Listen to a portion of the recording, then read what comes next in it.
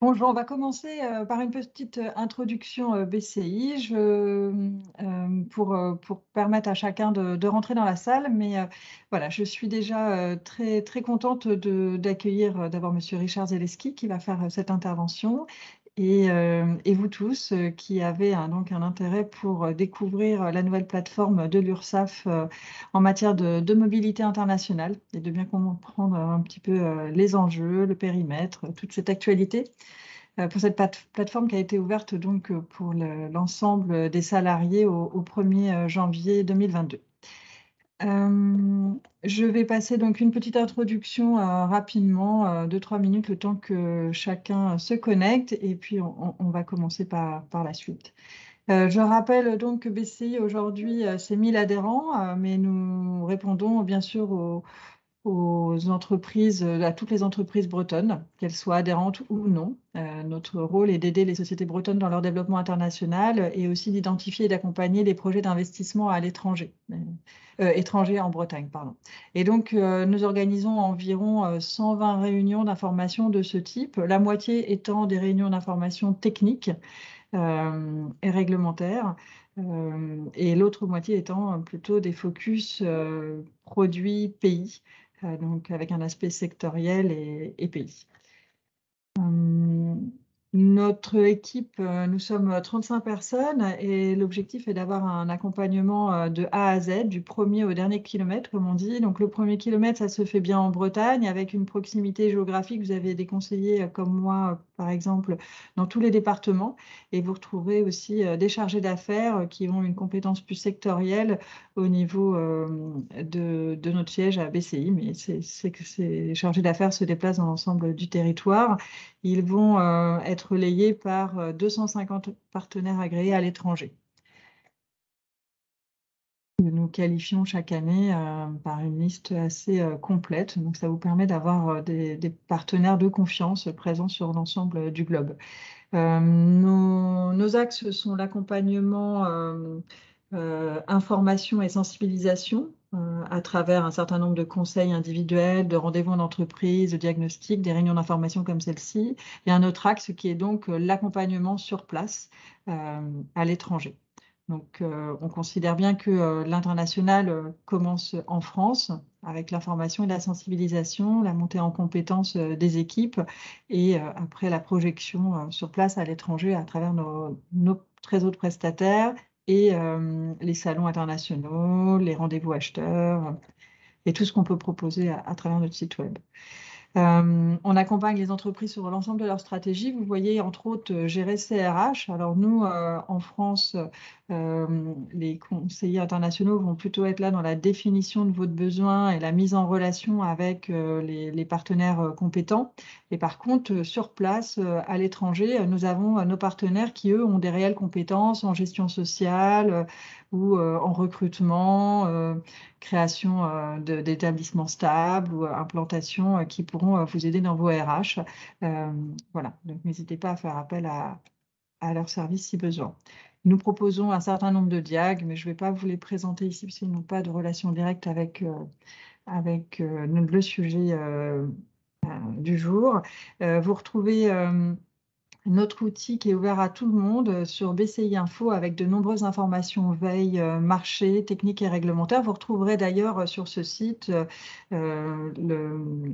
la diffusion de cette réunion d'information, de ce webinaire. Donc vous aurez la version digitale en ligne et il y a déjà aussi pas mal d'informations sur tous les sujets relatifs au RH.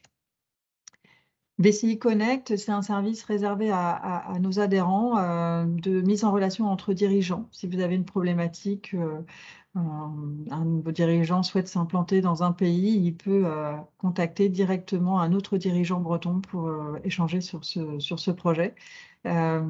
Suppliers from Bretagne, c'est une vitrine qui permet à toutes les entreprises bretonnes d'accéder à une vitrine en anglais et qui présente ses produits par secteur d'activité. Et ces vitrines sont poussées lors des grands salons internationaux à travers le monde par nos équipes.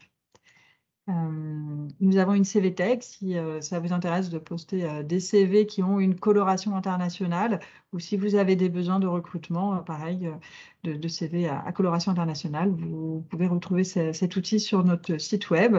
Et enfin, nous avons un site web Invest in Bretagne qui permet de valoriser, de mettre en valeur, on va dire, la région Bretagne auprès des investisseurs étrangers. Et on retrouve notamment la liste de tous les investissements étrangers présents en Bretagne, avec, par secteur d'activité et par nationalité. Donc c'est assez intéressant si vous avez un objectif dans ce sens-là, de connaître un petit peu les investissements étrangers. Nous organisons bien sûr l'Open de l'International tous les ans, le premier lundi du mois de juillet.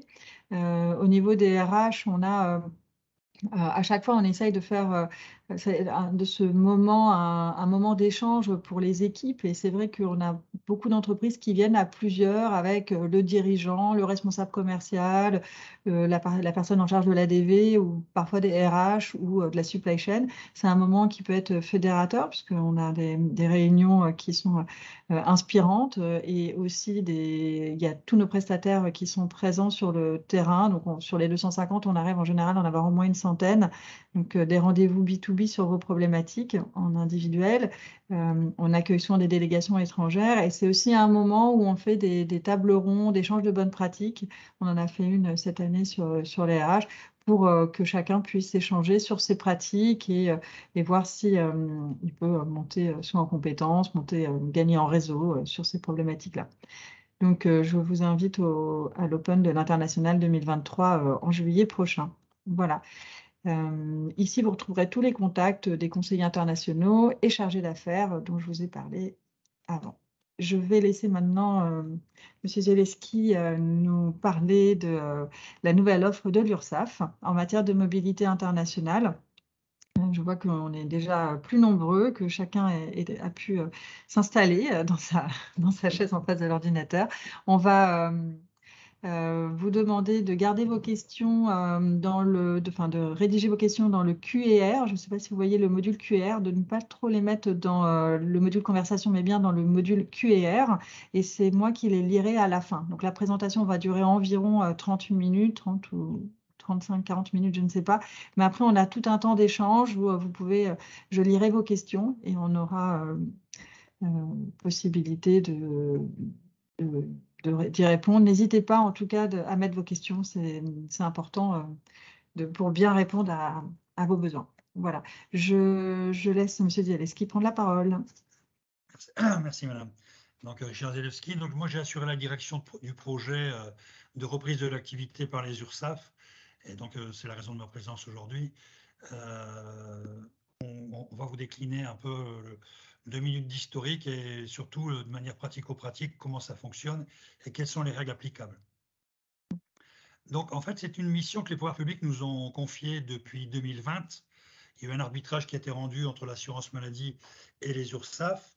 Et donc, on est compétent depuis 2020 pour les travailleurs indépendants et depuis 2022 pour les employeurs de salariés. Donc, on couvre comme périmètre tout le régime général, donc hors MSA et régimes spéciaux. On va y revenir en détail. Donc, pourquoi on a récupéré cette mission par rapport aux caisses primaires? Les caisses primaires, nativement, c'était logique qu'elles assurent cette mission, puisque le principal impact de l'octroi d'un certificat de détachement, c'est notamment les droits à l'assurance maladie. Mais on va y revenir. Donc, elles accomplissaient cette mission, mais avec une capacité de fiabilisation de l'émission qui était assez réduite. Puisque côté caisse primaire, les seules choses qu'ils étaient en capacité de vérifier, avec les outils dont ils disposent, c'est l'entreprise a un SIRET valide, le salarié concerné, il a un NIR ou un NNI connu, les deux matchs, on n'est pas capable de regarder en assurance maladie s'il y a un lien entre le SIRET et le NNI, du coup le certificat est délivré. Moi qui suis en Nord-Pas-de-Calais, on travaille beaucoup avec la Belgique, on a régulièrement vu des entreprises françaises qui détachaient les salariés en Belgique avec des documents A1 pour lesquels il n'y avait aucun compte ouvert à l'URSSAF, quoi. Mais elles avaient un SIRET au RCS, à l'INSEE, les salariés avaient un NNI, ils se baladaient avec leur certificat, ils étaient inconnus totalement à l'URSSAF. C'est une des raisons pour lesquelles les pouvoirs publics ont souhaité, en termes de crédibilité internationale, confier ça aux URSSAF, puisque nous, on est en capacité, avec nos outils, de vérifier que les salariés sont sur la DSN et que les travailleurs non salariés déclarent des revenus, puisqu'on est compétent tant pour les non salariés que pour les salariés. Donc c'est une des raisons majeures pour lesquelles on nous a confié l'activité. Quand on ne trouve pas le salarié sur la DSN, on va voir s'il est connu sur la DPAE. Pour ceux qui ne connaîtraient pas, mais ça m'étonnerait, la DPAE, c'est la déclaration préalable qu'on est censé remplir avant d'embaucher quelqu'un. Donc, ou vous êtes déjà sur la DSN, ou vous êtes sur la DPAE. J'en profite là pour, enfin, on y reviendra un petit peu en détail, mais pour dire que notre outil fonctionne SIRET par SIRET. C'est logique, puisqu'on va voir sur la DSN si le salarié est connu. Donc, quand on fait la déclaration sur notre outil qu'on verra tout à l'heure, il faut bien penser à vérifier que le salarié concerné est sur le bon SIRET. Sinon, on ne va pas le trouver. Alors, on ne va pas le trouver, ça ne sera pas refusé, mais ça va être plus long. Donc, pour faciliter la vie de tout le monde, assurez-vous qu'il est bien sur le bon SIRET. Côté assurance maladie, moi j'ai vu notamment des grosses entreprises nationales qui m'envoyaient du papier lorsqu'on a pris le chantier. Ils étaient tous sur le SIRET du siège. Ben ouais, mais c'est pas possible, quoi. Ils sont dans les usines, il faut mettre les bons SIRET. Mais on y reviendra. C'est ce qui permet de faire la vérification et la fiabilité. Donc, je pense que je prêche beaucoup de convaincus, mais quand même, les principes, les principes de législation, c'est que la législation qui est applicable, c'est celle de l'État dans lequel on exerce l'activité. C'est ce qu'on appelle l'ex loci laboris, c'est la législation de l'État. Mais à côté de ça, il y a la libre circulation des travailleurs en Europe et un principe en Europe qui est l'unicité de la législation applicable. Vous ne pouvez pas, à un moment donné, dépendre de deux législations sociales. Il n'y en a qu'une qui est applicable en Europe, soit celle du pays de résidence ou celle du pays d'activité, on verra pourquoi, mais à chaque fois, il n'y en a qu'une. Ce n'est pas possible d'en avoir plusieurs. Ce qui n'est pas le cas, par contre, pour les pays hors Union européenne, on verra dans quelles conditions tout à l'heure. Donc les exceptions, je pense que vous les connaissez, c'est le détachement et la pluriactivité, qui répondent à des critères tout à fait différents, hein. Et donc, on se base pour décider de quelle est la législation qui est applicable sur les règlements européens, hein, principalement les deux qui sont le 883-2004 et le 987-2009. Hein, c'est la base, hein, de la réglementation européenne en termes de mobilité internationale. À côté de ça, vous avez des conventions bilatérales hors Union européenne, hein. Quand on dit Union européenne, c'est aussi avec le EU et la Suisse, hein, les Liechtenstein, Norvège, et donc c'est tout cet ensemble-là, UE, EE et Suisse. Donc, par contre, les conventions bilatérales, c'est hors Union européenne, et il y a 42 conventions bilatérales qui ont été passées entre l'État français et le Maroc, l'Algérie, la Tunisie. Je vous invite d'ailleurs, si vous êtes un peu curieux, vous pourrez aller sur le site du CLES, CLEI2S.fr, qui est compétent pour toute l'information sur la mobilité internationale et qui est bien documenté.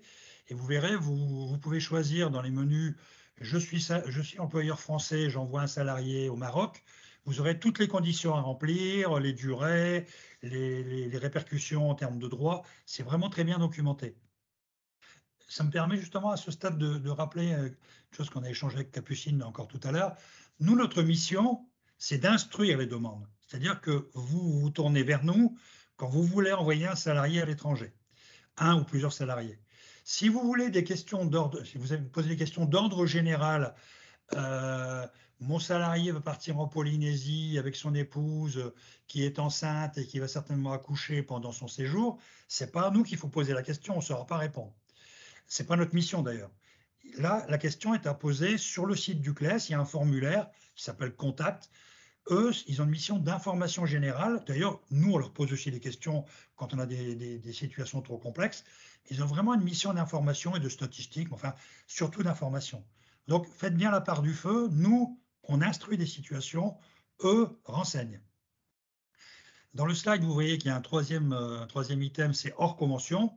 On peut se trouver face à des pays qui sont ni en Europe, n'ont pas signé de convention, mais on veut envoyer des salariés dans ces pays-là. On va y venir, c'est tout à fait possible, on verra les conditions. Je vais trop vite, Capucine, ça va? OK. Donc, venons-en au détachement. C'est une des deux situations, détachement, pluriactivité. Le détachement, c'est une situation qui est bien bornée dans le temps et on fait une mission assez spécifique. Le salarié, il a un endroit donné pendant une période donnée et quand il a fini, il revient en France. On verra que la pluriactivité, c'est l'inverse, c'est mon salarié, il est censé alternativement ou concomitamment aller dans plusieurs pays de l'Union européenne pour soit visiter des filiales, faire de la maintenance dans des centrales atomiques. Je sais qu'il va se balader, si vous me passez l'expression, dans X pays de l'Union européenne pour accomplir sa mission. C'est ça son job, quoi. Par contre, le détachement, c'est j'ai monsieur ou madame Antel ou une équipe, on verra qu'on peut faire des demandes groupées, qui vont faire un chantier pour une période donnée dans un pays. Donc, ils ne sont pas à la fois en France et dans le pays, ils partent dans le pays, quand ils ont fini, ils reviennent. C'est vraiment ça le critère distinctif. C'est une mission temporaire, mais alors là, c'est open sur le plan géographique, c'est n'importe où dans le monde. Hein. On verra comment. Alors que la pluriactivité, je vous le dis d'ores et déjà, ce n'est que l'Union européenne, puisque ça dépend des règlements européens. Donc, par contre, le détachement, il est limité dans le temps. On verra qu'on peut avoir des dérogations, c'est prévu un peu plus loin dans l'exposé, mais c'est limité dans le temps. Donc, en Union européenne, c'est 24 mois maximum. 24 mois maximum, et je le dis dans le slide, c'est selon les conventions européennes, conventions bilatérales, pardon, ça peut être très variable. Hein. Du coup, je vous renvoie au site du CLES, ça peut être 1 an, 2 ans, 3 ans, tout dépend de la convention. Une fois qu'on a atteint la limite de ce détachement initial, on va basculer dans les dérogations. Les dérogations, j'anticipe un peu sur mon exposé, mais la dérogation, elle suppose un dialogue entre nous et l'État concerné pour accepter la dérogation. En général, quand c'est encadré par les règlements, là, les conventions, il n'y a pas de problème, mais on ne peut pas décider nous-mêmes. Nous, on décide dans la limite des 24 mois ou de ce qui est prévu par la convention. Au-delà, il faut recueillir l'assentiment de l'État partenaire, si j'ose dire.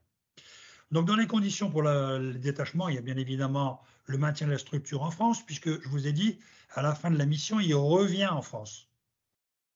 Il y a le maintien du lien hiérarchique.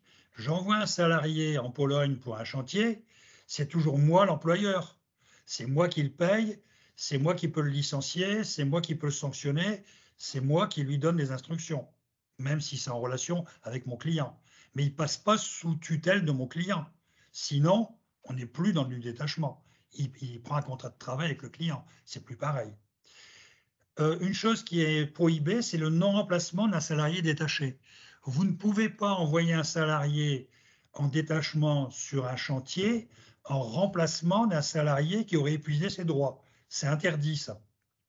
Dans les faits, je vous avouerai que c'est très difficile à contrôler. Hein. Mais dans les questionnaires, on pose la question, est-ce que c'est pour remplacer un salarié détaché?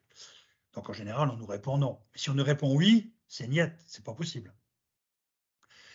La législation est un peu obsolète, là, il faut être affilié depuis 30 jours à la Sécu en France. Aujourd'hui, avec la CMU, tout le monde est affilié à la Sécu en France, hein, donc on pose la question, mais c'est une question de principe, quoi, puisque tout le monde a au moins 30 jours de Sécu en France. Peut-être une particularité quand même pour les salariés qui sont expatriés au sens caisse des Français de l'étranger, ils ne sont plus connus à la sécurité sociale française. Et donc, j'ai des entreprises, moi, qui me disent, mais il est rentré d'expat le 30 juin, et l'entreprise veut l'envoyer en détachement le 10 juillet. Comment je fais? Ben, normalement, ce n'est pas vraiment prévu, mais quand vous entrez dans notre outil, si vous mettez son matricule, ça va passer quand même, ça va passer en back-office, on va vous l'accorder. Donc, on peut tolérer le fait qu'il ne soit pas vraiment à la Sécu depuis 30 jours. Il dépendait quand même d'un régime français, quoi. Si vous êtes confronté à ça, ne soyez pas affolés, posez-nous la question, on verra comment tout à l'heure, mais on doit pouvoir vous aider là-dessus. Et il y a parfois des questions de nationalité. Il y a des pays, dans les conventions bilatérales, ou même en Europe, qui, alors je prends le Maroc ou l'Algérie, pour être détaché au Maroc ou en Algérie, il faut que votre salarié soit français ou marocain. Pour détacher un salarié en Suisse, parce que la Suisse n'a pas ratifié tous les règlements européens, il faut qu'il soit ressortissant de l'Union européenne.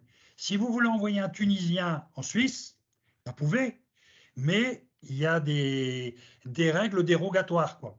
C'est pas le cas commun. Je n'ai pas dit qu'on ne pouvait pas le faire, hein, mais ce n'est pas forcément le cas commun. Il y a un autre exemple que je peux prendre, c'est la Norvège. Si c'est un salarié hors Union européenne, ben, ils veulent pas. Dans ce cas-là, on va voir tout à l'heure, vous pouvez prendre le maintien à la sécurité sociale française, c'est-à-dire que vous l'envoyez en Norvège, mais vous dites, j'opte pour le maintien à la sécu française. Ça veut dire quoi? Ça veut dire que votre salarié, il va être couvert par la sécu française, mais vous devez payer des cotisations en France et en Norvège. Retenez un principe, ce qui s'appelle maintien de la sécurité sociale française en dehors des cas classiques qu'on évoque, ça veut dire que là, dans ce cas-là, il faut cotiser des deux côtés. Si tant est que dans le pays concerné, il y a un système de protection sociale. Hein. Ce n'est pas toujours le cas. Hein. Enfin, en Norvège, c'est le cas. Donc, on reviendra si vous avez des questions là-dessus, mais c'est vraiment le tamis dans lequel on passe toutes les demandes pour les accepter ou les différer. Donc, le détachement, on l'a vu. La pluriactivité, quelque part, c'est plus simple, mais c'est circonscrit à l'Union européenne.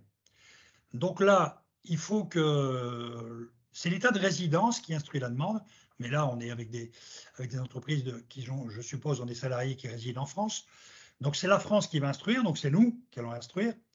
Et on pourra maintenir la législation française si votre salarié a au moins 25% de son activité en France. Sinon, si ce n'est pas le cas, on regardera si l'entreprise qui demande la pluriactivité a son siège en France. Et là, ça sera OK aussi. C'est circonscrit à l'Union européenne, mais ça nécessite d'avoir un peu de visibilité sur les 12 mois qui viennent, quoi. Il faut que je sache, en gros, si mon salarié va aller dans 4, 5, 6, 7, 10 pays de l'Union européenne. Et là, je demande un certificat pour 1 an et je suis tranquille pour l'année. J'ai mon certificat. Sachez une chose, si vous avez oublié un pays en Union européenne dans votre demande, il faut recommencer la demande, totalement. Par contre, vous pouvez avoir une pluriactivité en Union européenne pour 5, 10 pays et avoir besoin d'envoyer votre salarié au Sénégal, au Maroc ou au Brésil, ce n'est pas un problème. La concomitance d'un détachement temporaire et d'une pluriactivité n'est pas un obstacle. Simplement, vous n'aurez pas le certificat en automatique. Ça sera instruit pour vérifier, par exemple, que si vous avez une pluriactivité de 12 mois en Europe, vous n'envoyez pas quelqu'un au Brésil pendant 11 mois. On va vous dire, bah, comment ça se fait? C'est bizarre. Mais vous pouvez l'envoyer 15 jours, 3 semaines, ce n'est pas un problème. Donc la concomitance, la cohabitation, pluriactivité, détachement n'est pas un souci. Donc quand vous avez vraiment de la visibilité sur les États où ils vont aller en Europe, plutôt que de vous embêter à faire X détachement, vous pouvez faire une pluriactivité. Avec un bémol, il y a des pays qui exigent sur le certificat, tout à l'heure on a eu le cas avec une entreprise qui travaille dans les centrales atomiques, ils veulent absolument avoir le nom de la centrale et le lieu. Si vous n'êtes pas sûr à l'avance de là où ils vont aller et que vous vous contentez de mettre diverses centrales atomiques, si c'est la Belgique par exemple, ça ne va pas marcher. Hein. Ils veulent absolument avoir l'adresse précise. Ça dépend des États. Donc à vous d'arbitrer entre détachement et pluriactivité selon le niveau de finesse et de révision de la situation dans le cours des 12 mois qui viennent, quoi. Parce que si vous pensez trouver l'aubaine en faisant de la pluriactivité et que vous devez revenir dessus périodiquement, finalement, ça ne va pas être l'aubaine, quoi. Il aurait mieux valu prendre des détachements. Okay. Sur la pluriactivité, il y a un point sur lequel on va revenir, pas aujourd'hui, mais après la fin de l'année, c'est le télétravail. Je vous ai dit, normalement, c'est la loi de l'État où on travaille qui s'applique. Et il y a eu une tolérance sur le télétravail pendant la crise sanitaire jusqu'au 30 juin. Là, les États européens sont en train de réfléchir à quelles conséquences donner. Vous allez tout de suite comprendre pourquoi je vous dis ça. 2 exemples. Vous avez, depuis le début de la crise sanitaire, on a beaucoup de travailleurs indépendants, notamment des auto-entrepreneurs, qui nous disent « Je pars en pluriactivité en Espagne, 5 jours par semaine et je reste couvert par la Sécu française. OK, parce que c'était la crise sanitaire, mais si demain, vous restez 5 jours par semaine en Espagne, vous cotisez en Espagne et vous dépendez de la Sécu espagnole. Hein. On est confronté de plus en plus à des situations aux côtés salariés, mais ce n'est pas tranché au niveau européen. On reviendra vers Capucine et ses équipes, vous donner de l'info quand ce sera tranché pour le mettre en ligne. Je prends un exemple, une entreprise qui est basée en Allemagne, qui a des résidents français. Une grosse boîte d'électroménager qui est en Allemagne, ils ont 200 salariés en France. Et ils ont passé un accord de télétravail, comme beaucoup d'entreprises après la crise, avec 1 jour de télétravail au domicile. Vous me voyez arriver, ça veut dire que le salarié, il travaille en Allemagne et en France. On est bien dans de la pluriactivité, juridiquement parlant. Ça veut dire qu'il devrait nous demander, puisqu'on est état de résidence, est-ce que la législation française s'applique ou la législation allemande? Dans l'exemple que je viens de prendre, il y aura moins de 25% en France, ils vont rester affiliés en Allemagne. Imaginez que leur accord de télétravail prévoit 2 jours en France, ça veut dire que l'entreprise allemande va devoir s'immatriculer à Strasbourg au service des firmes étrangères pour cotiser pour les 200 salariés résidents français à la Sécu française et pour les autres en Allemagne. Donc c'est loin d'être anodin, hein, on est d'accord. Hein, parce que des accords de télétravail comme ceux-là, il y en a plein. Hein. D'ailleurs, la Suisse, avec qui on a un rendez-vous tout à l'heure, beaucoup d'entreprises suisses refusent le télétravail pour les résidents français, de peur de basculer sur la législation française. Donc, je ne veux pas m'apesantir parce que je n'ai pas les réponses aux questions qui pourraient se poser, mais il y a un vrai sujet de télétravail et de tolérance post-31 décembre. Alors, on en a parlé un peu tout à l'heure, le maintien de la sécurité sociale française, finalement, c'est la voiture balai, c'est le filet de sécurité, quoi. Vous pouvez demander, soit pour les pays où il n'y a pas de convention, j'en vois, je ne connais pas par cœur, hein, ceux où il n'y a pas de convention, je vais envoyer mon salarié, je demande le maintien à la Sécu, vous pouvez le faire pour 2 périodes de 3 ans. C'est 6 ans maximum, retenez ça, hein, c'est 6 ans maximum. Je demande le maintien à la Sécu, pas de problème, vous l'aurez, mais vous devez vous rapprocher de l'institution Sécu du pays concerné, si tant est qu'il y en ait une, parce qu'il faut cotiser là-bas et ici. Et votre salarié sera couvert chez nous. Ça, c'est quand il n'y a pas de convention. La deuxième situation, c'est par exemple pour la Norvège, j'en ai parlé tout à l'heure, ressortissants hors Union européenne, je ne veux pas les voir, on fait un maintien à la Sécu. Par contre, quand je parlais de filet de sécurité ou de voiture balai, c'était notamment, j'ai épuisé le détachement initial, la prorogation, la dérogation. Imaginons que j'ai couvert 5 années de travail à l'étranger. Ben pour la 6e année, je peux opter pour le maintien à la Sécu, dans les conditions que je viens d'évoquer. Passé ces 6 ans, si je veux, soit je rapatrie mon salarié, hein, soit je vais à la Caisse des Français de l'étranger. Une fois que vous aurez laissé passer 2 ans de carence, si j'ose dire, vous pouvez réembrayer sur un processus initial. Ce que j'ai oublié de dire tout à l'heure, Capucine, c'est que en Union européenne, j'ai dit 24 mois, mais dès qu'il y a une interruption de 2 mois entre des missions, les compteurs sont mis à 0. Si vous voulez, j'envoie quelqu'un du 1er au 30 juin, et puis il ne se passe rien entre le 30 juin et le 30 septembre, c'est comme si j'étais jamais parti, quoi. Je recommence à 0. C'est important de le souligner, ça. Okay, mais c'est bien précisé dans tous les documents, mais bon, on est là pour en parler. Alors, les dérogations, je ne vais pas m'apesantir sur les dérogations, c'est quand vous avez dépassé le règlement, le détachement initial. Si on parle de l'Europe, j'ai dépassé mes 24 mois, je fais une demande de dérogation. Et on verra, il faut la faire sur la boîte aux lettres dérogation mobilité internationale. Sinon, notre applicatif, il va aussi lui détecter, on va voir comment juste après, il va dire, vous êtes déjà parti 18 mois, vous redemandez 12 mois, ça fait 30, vous dépassez, on va le basculer en instruction de dérogation. Et on va vous demander des précisions sur le contrat, enfin, tout ce qui permet d'instruire la demande avec l'autre État. Ces détections par ILAS sur le cumul des périodes, c'est ce que j'écrivais là, ou vous nous saisissez directement sur la boîte aux lettres qui figure. Donc, sur les dérogations, ça nécessite l'accord de l'autre État, mais en général, ça ne pose pas de problème majeur. Donc, sur l'aspect juridique, là, j'en ai plus ou moins fini quand même, sauf les questions que vous pourrez poser. Et donc, le système qu'on propose, nous, il est simple, enfin, on pense qu'il est simple et interactif. Il y a un accès par auto-entrepreneur ursaf.fr. Je ne pense pas que ce soit le cas de l'assistance aujourd'hui. Sinon, pour vos salariés, c'est sur ursaf.fr ou Net Entreprise. Mais sur ursaf.fr, dans les comptes en ligne des entreprises, vous avez un menu qui s'appelle Travail à l'étranger et qui permet de faire toutes les demandes. Là, j'avais mis un peu une idée de la volumétrie. Vous verrez, je ne vais pas m'apesantir là-dessus parce que je vois que le temps passe. C'était juste pour vous montrer qu'il y a quand même 80% des demandes qui passent en automatique. Qu'est-ce que ça veut dire qu'elles passent en automatique?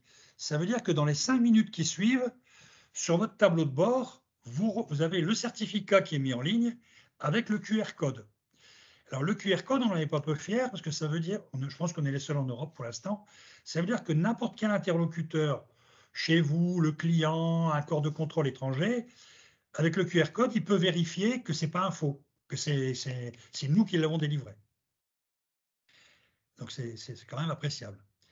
Donc, notre outil, vous pouvez rentrer sur notre outil toutes les situations, quelle que soit la durée, quel que soit le pays. Bien sûr, vous n'allez pas forcément avoir la réponse tout de suite selon la complexité. Je vous ai dit 80% tout de suite, 20% instruit, mais vous pouvez rentrer toutes les situations. La pure activité, détachement, quel que soit le pays. Donc, vous avez un tableau de bord qui vous est mis à disposition avec les demandes et l'état des demandes. Je vous ai mis quelques slides, on ne va pas trop les passer en revue, mais vous avez demandé le certificat, on va vous demander de sélectionner. Alors c'est là qu'il faut faire attention que le salarié que vous sélectionnez, il soit bien sur le bon SIRET. Faites attention à ça. C'est pas discriminant, rédhibitoire, pardon, mais ça va allonger l'instruction si vous trompez de SIRET. Et là, c'est la fameuse question pivot. C'est là que vous choisissez si vous partez en détachement dans un seul pays à la fois ou si vous avez une activité qui vous conduit à être un peu itinérant entre plusieurs pays pour les 12 mois qui suivent. C'est ça qui permettra de cibler les questions qu'on pose derrière. D'ailleurs, je mettrai en ligne avec Capucine le guide, mais vous pouvez le trouver. Si vous allez sur ursaf.fr, travailler à l'étranger, vous avez un guide en ligne qui reprend tout ce que je vous montre là. Donc là, on vous explique à quoi correspond une pluriactivité, un détachement. On vous pose des questions sur le lien hiérarchique. C'est ce que j'ai dit tout à l'heure.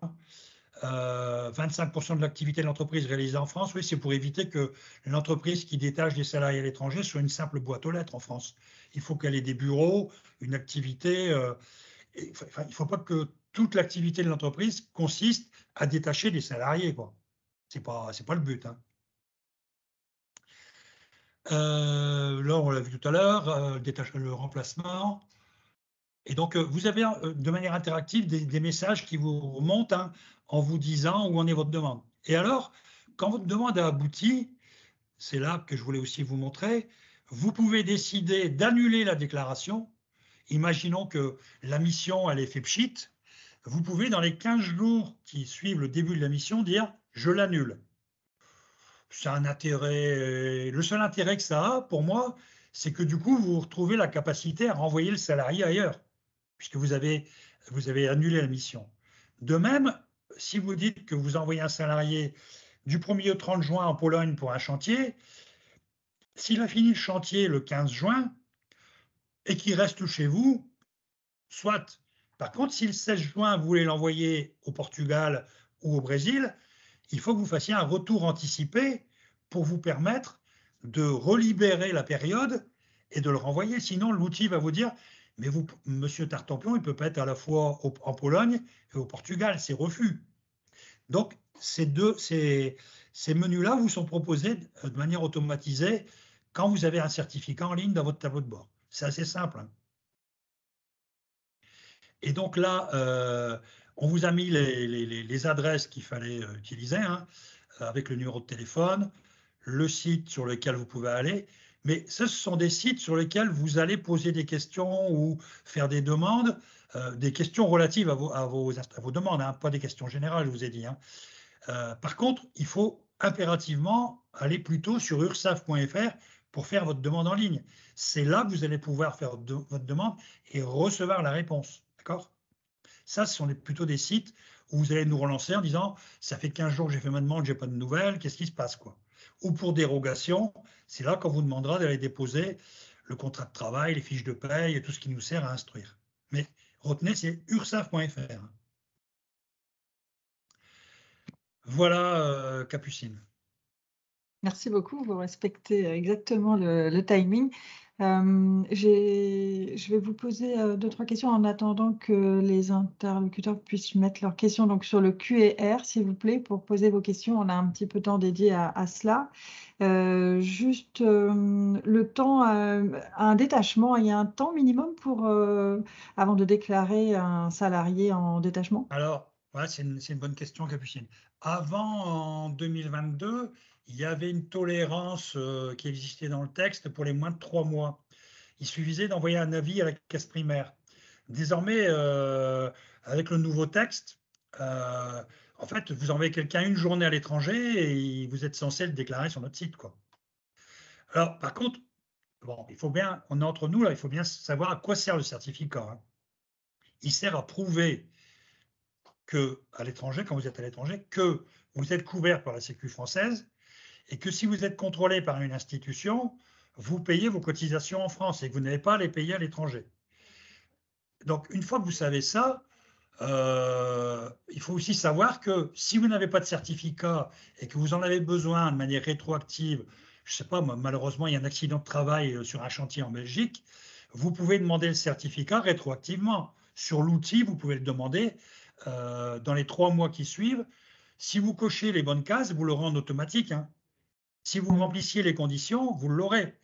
Donc, je ne vous incite pas à négliger les déclarations, mais il n'y a pas mort d'homme si vous êtes sur un territoire étranger pendant une courte durée sans certificat, que vous n'êtes pas contrôlé, que votre client ne vous demande pas de certificat. Je reviens sur les Belges. Hein.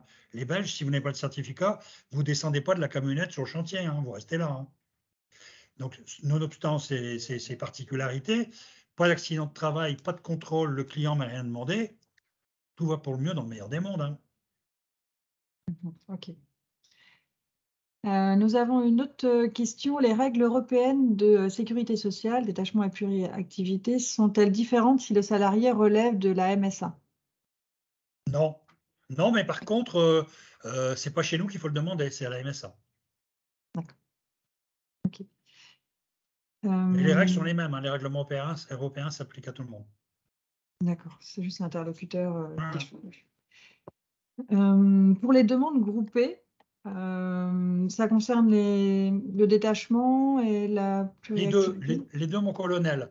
Par contre, alors c'est intéressant cette question-là, surtout intéressante, mais celle-là particulièrement.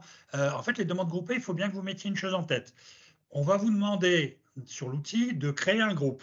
D'accord ? Donc vous allez choisir Capucine Lix, Richard Zelewski, Tartampion, vous allez créer votre groupe. Ce groupe-là, vous allez pouvoir le détacher ou le mettre en pluriactivité. Ça nécessite quand même une certaine homogénéité, quoi. C'est-à-dire qu'il faut que les personnes du groupe, vous les envoyez sur le même chantier pour la même période. L'intérêt du groupe, c'est que vous n'avez pas, imaginons un groupe de 50 ouvriers de chantier, là, vous n'aurez pas à saisir 50 fois le chantier, la période, le lien de subordination, et ainsi de suite. C'est quand même pas négligeable. Mais il faut que votre groupe soit suffisamment homogène. D'accord ? Et donc, votre groupe, il est pérenne, il est là. Il va vivre sa vie. Si, quand ils ont fini leur mission, il y en a moitié des salariés qui quittent le groupe pour en créer un autre, ben, à vous de composer vos groupes en fonction de vos besoins, quoi.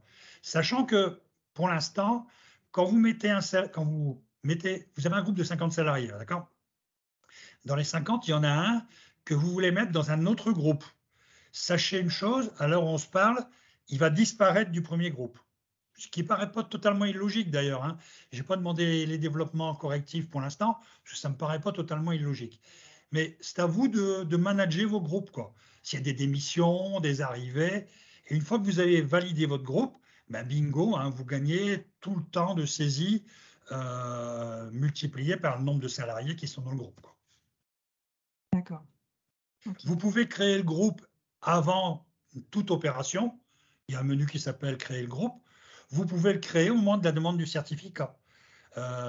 Entre le slide qu'on a montré et aujourd'hui, il y a aujourd'hui le menu Capucine qui s'affiche, demande unique ou demande groupée, je crois. Ouais. Et donc, on peut décider de créer le groupe à ce moment-là. Ce n'est pas un problème. D'accord. Et le fait qu'un salarié soit dans un groupe n'empêche pas de redemander faire une autre demande de détachement, par exemple, C'est pas un pour ce problème. salarié. Ouais, c'est une bonne question. Si vous avez 50 salariés dans votre groupe et qu'un des salariés doit partir tout seul au Brésil pendant ce temps-là, ça dépend. Si on est en détachement, il ne pourra pas partir au Brésil en même temps, parce qu'on va dire ça ne va pas. Vous ne pouvez pas être détaché à 2 endroits en même temps.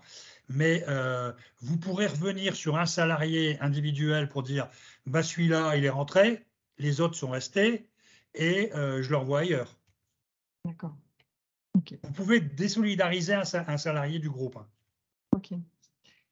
Pour une demande, par exemple, de détachement et le salarié souhaite rester, par exemple, en Amérique latine pendant 2 mois supplémentaires, mais à titre privé dans le Si pays, c'est à quels titre sont... privé, ça veut dire qu'il est plus sous votre lien de subordination. Ouais. Mm.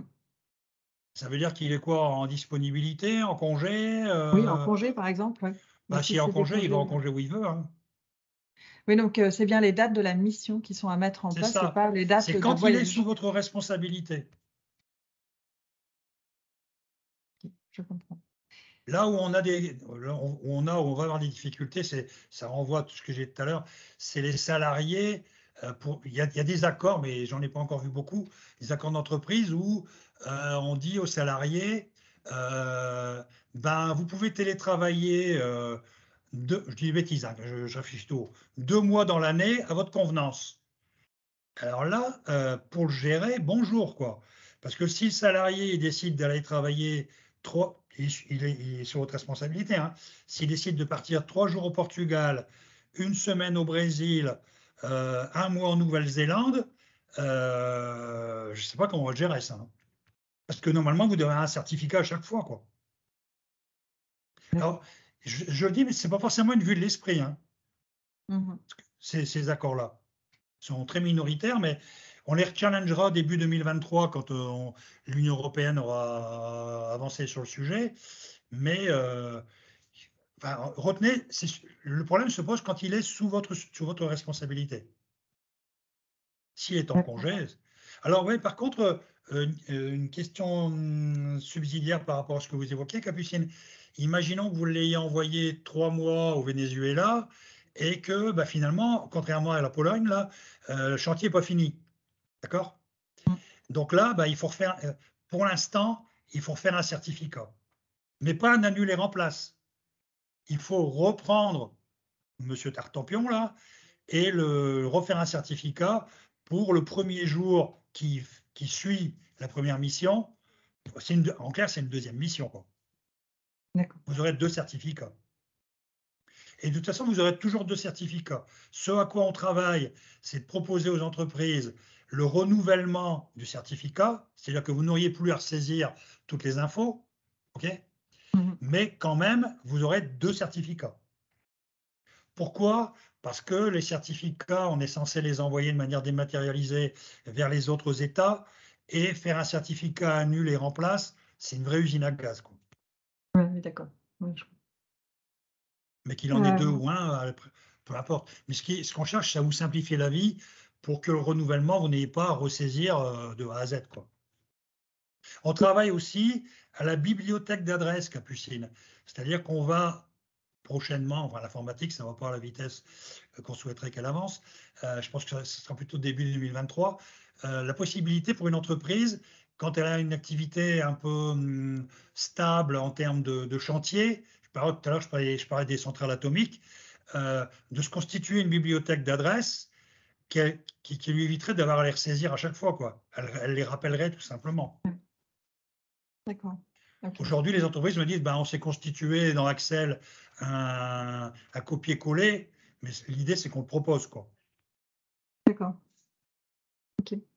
Et qu'on le propose finalement, parce qu'il y a des entreprises qui peuvent avoir toute une série d'adresses. L'idée, c'est pas qu'on leur propose 50 adresses pour aller rechercher dedans, ils auraient plus vite fait de les taper à ce moment-là, qu'on leur repropose juste les adresses du pays qu'elles auront choisi. Si elles ont si elles ont 50 adresses sur 10 pays, si elles choisissent un des pays, qu'on leur propose que les adresses de ce pays-là. Vous voyez, Capucine? Ah oui, je comprends. Ah oui, Ça, pour gagner du temps. c'est en développement, ça. D'accord. En développement, parce que je vais pas. On a récupéré le chantier en 2020 à partir d'une feuille blanche avec un crayon. Et donc, ben, pour ceux qui, enfin, dans les entreprises, vous savez bien comment ça va.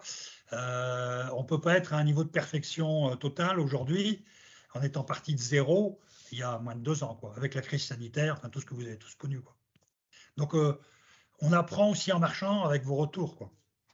D'accord. Alors, on a d'autres questions. Je vais avancer. Qui contacter concernant les impôts des détachés? Ça veut dire quoi, les infos, les détachés? Les impôts des détachés, je ne sais Ah, les pas. impôts, les Oui, impôts. Ah oui, ben, ça, pas nous, c'est l'administration fiscale, hein. d'accord. Ça, on n'est pas compétent du tout. D'accord. Par contre, On a... quand vous dites info des détachés, j'avais compris autre chose. Retenez aussi une chose, le certificat, nous, on l'envoie à l'entreprise. On ne l'envoie jamais aux salariés, hein. La seule population que nous, on connaît, c'est les entreprises. D'ailleurs, vous entrez avec le SIRET. Donc, c'est à l'entreprise de la remettre à son salarié. Nous, on n'a aucun contact avec le salarié. On connaît que l'employeur. C'est important de le noter aussi, ça. Ah oui, d'accord. Ok. Alors, on a une autre question. Peut-on reprendre le cas d'un détachement qui nécessite de cotiser à la sécurité française? L'exemple, vous avez étrangère Norvège. Oui. Comment fait-on En fait, la techniquement? Norvège, j'ai la Norvège en tête, je pense qu'il n'y en a pas beaucoup.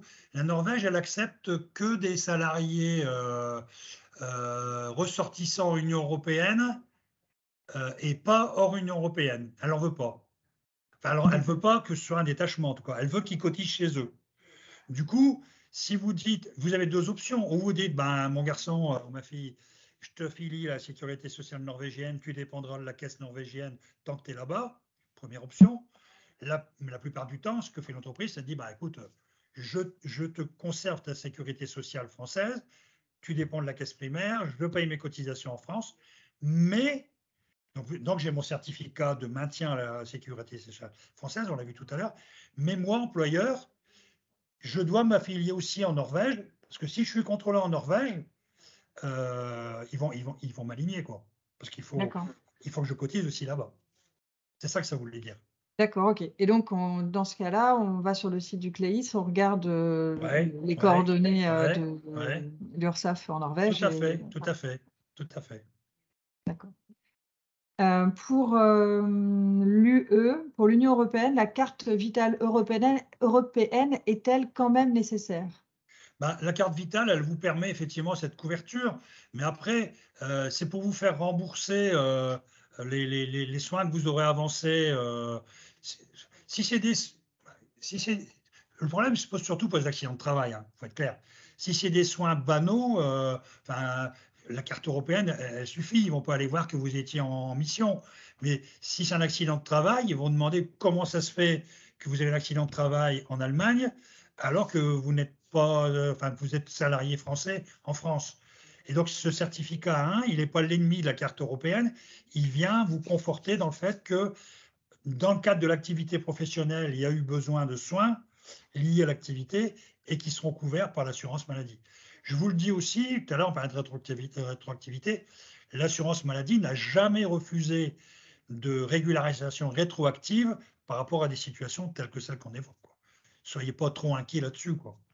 D'accord. Et rétroactivement, c'est combien de temps Ben, à peu près? 3 mois, c'est en automatique chez nous, mais même si c'est plus ancien, en général, on le voit tout de suite, hein, même si c'est plus ancien, si vous démontrez que vous étiez en situation de détachement, que vous avez bien payé vos cotisations en France, on vous accordera le certificat, c'est pas un problème, hein. D'accord. Ok. Bon, On je n'a pas, pense qu'on a.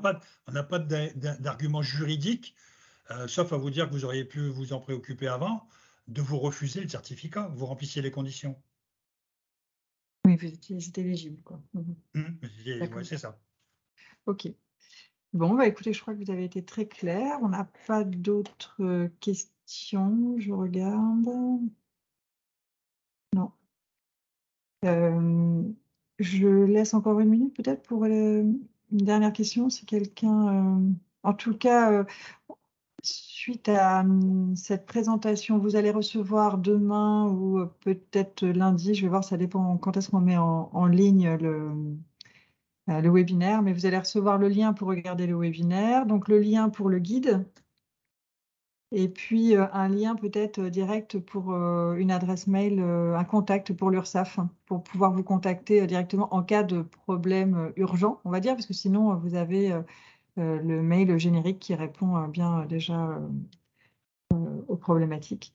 Donc voilà, bon, bah, je crois qu'on n'a pas d'autres questions. Je vous remercie beaucoup, Monsieur Zielinski. Je vous en prie. Je sais que c'est la première fois que vous intervenez pour un organisme régional. D'habitude, c'est Oui, plutôt national. Donc, oui, oui. on vous remercie tout particulièrement pour ça. Et puis, merci aussi de nous tenir au courant s'il y a des Oui, évolutions, notamment pour le télétravail, parce que oui, c'est quand même assez attendu ici dans ça les m'étonne pas. entreprises pour le début d'année 2023. Voilà, bah, écoutez, je regarde. Ah, on a quelqu'un qui lève la main. C'est une dernière question. Je vais voir. Alors, on a quelqu'un qui lève la main, mais je ne peux rien faire quand la personne lève la main. Il faut poser une question dans le QR, sinon je ne pourrais pas lire la question. Bon, je vous laisserai peut-être prendre contact directement par la suite si vous avez besoin, parce que je peux pas, si vous ne posez pas la question, je ne peux pas la lire. Bon, bah, c'est pas grave. Merci beaucoup en tout cas. Merci. C'était très intéressant. On a bien compris l'utilité de cette plateforme, de cette nouvelle plateforme, et puis maintenant vos nouveaux domaines de compétences par rapport à la mobilité internationale. Merci à vous. Merci. Bonne Au journée. revoir. Bonne Au journée. revoir.